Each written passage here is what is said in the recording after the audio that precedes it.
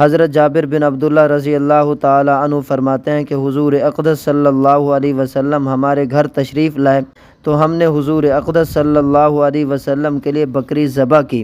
حضور اقدس صلی اللہ علیہ وسلم نے یعنی دلداری کے لیے اظہار مسرت کے طور پر فرمایا کہ بظاہر ان لوگوں کو علم ہے کہ ہمیں گوشت مرغوب ہے۔ امام ترمذی رحمۃ اللہ علیہ فرماتے ہیں اس حدیث شریف میں اور بھی قصہ ہے جس کو مختصر کر دیا گیا ہے۔ میرے محترم دوستو، قال اتانا النبی صلی اللہ علیہ وسلم، حضرت جابر رضی اللہ تعالی عنہ فرماتے ہیں کہ حضور اقدس صلی اللہ علیہ وسلم ہمارے ہاں رونق افروز ہوئے۔ فذبحنا له اے لأجلہ اصالۃ ولاصحابہ تبعا شاہ، کہ ہم نے حضور اقدس صلی اللہ علیہ وسلم کے لیے اصالتاً اور آپ کے صحابہ کے لیے تبعاً شات ذبح کی۔ شات یہ جنس ہے، یتناول الضأن والمعز والذکر والانثى جمیعا، بکری، بھیڑ، دمبے وغیرہ چاہے مذکر یا مؤنث سب کو شامل ہے۔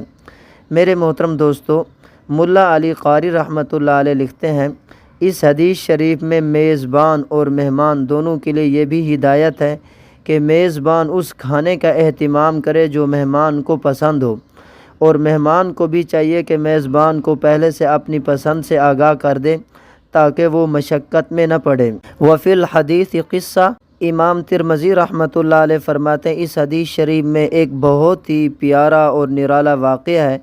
وہ اس طرح کہ حضرت جابر رضی اللہ تعالی عنہ سے روایت ہے، فرماتے ہیں کہ غزوہ خندق میں نے جب حضور اقدس صلی اللہ علیہ وسلم پر بھوک کے اثرات کا غلبہ دیکھا تو میں بیوی کے پاس آیا اور اس سے کہا هل عندك شيء فإني رأيت بالنبي صلی اللہ علیہ وسلم جوعا، کیا تیرے پاس کوئی چیز کھانے کی ہے؟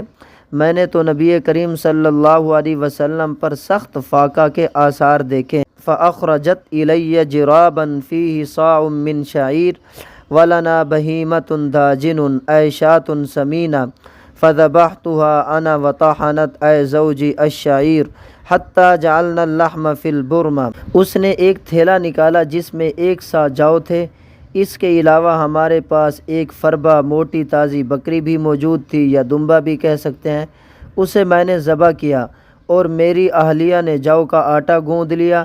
فذبحتها أنا وطحنت أي زوجي الشعير، پھر ہانڈی میں گوشت ڈالا اور حضور اقدس صلی اللہ علیہ وسلم کی خدمت میں حاضر ہوئے اور چپکے سے ساری صورتحال عرض کر دی اور یہ بھی عرض کیا تعال انت ونفر معک، آپ صلی اللہ علیہ وسلم بھی تشریف لائیں اور آپ صلی اللہ علیہ وسلم کے چند اصحاب بھی ہمارے ہاں تشریف لائیں تاکہ جو کچھ ما حاضرہ ہے تناول فرمائیں۔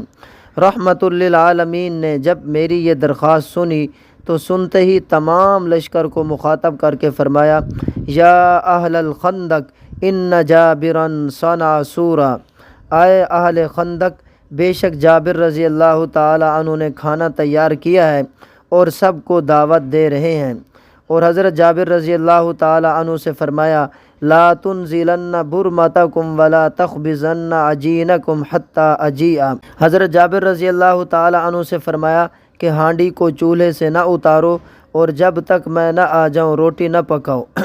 چنانچہ جب آپ صلی اللہ علیہ وسلم تشریف لائے تو آپ صلی اللہ علیہ وسلم نے خمیر شدہ آٹے میں اپنا مبارک لعاب ڈالا، فبصق فیہ وبارک، اور برکت کی دعا کی، ثم عمد الی برمتنا فبصق وبارک، پھر آپ صلی اللہ علیہ وسلم ہانڈی کے قریب تشریف لے گئے اور اس کے ساتھ بھی یہی عمل کیا، اپنا مبارک لعاب دہن اس میں ڈالا اور برکت کی دعا کی۔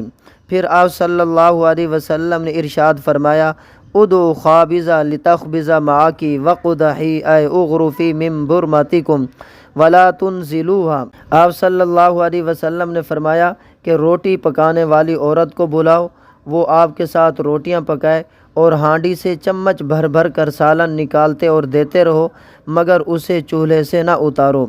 لشکر کی تعداد 1000 تھی، وہم الفن، لشکر کی تعداد 1000 تھی۔ فاقسموا باللہ لاکلوا حتی ترکوہ وانحرفوا وان برمتنا لتغط اے تغلی ویسمع غطیتها کما ہی وان عجیننا لیخبز۔ حضرت جابر رضی اللہ تعالی عنہ قسم کھا کر فرماتے ہیں کہ تمام لشکر نے سیر ہو کر کھانا کھایا مگر سالن کی ہانڈی اسی طرح ابل رہی تھی اور آٹے کا خمیر بھی ختم نہیں ہوا تھا۔ سبحان اللہ۔ میرے محترم دوستو، یہ حضور اقدس صلی اللہ علیہ وسلم کا معجزہ تھا۔ اللہ تعالیٰ مجھے تمام مسلمانوں کو عمل کرنے کی توفیق عطا فرمائے، آمین۔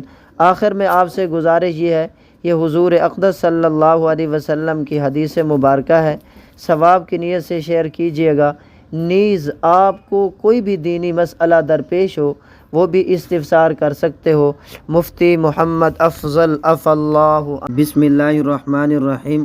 وبی قال حدثنا محمود بن غیلان قال حدثنا ابو احمد قال حدثنا سفیان عن الاسود بن قیس عن نبیح العنزی عن جابر بن عبد اللہ رضی اللہ تعالی عنہ وعنہم قال اتانا النبی صلی اللہ علیہ وسلم فی منزلنا فذبحنا له شاة فقال كأنهم علموا أننا نحب اللحم وفي الحديث قصة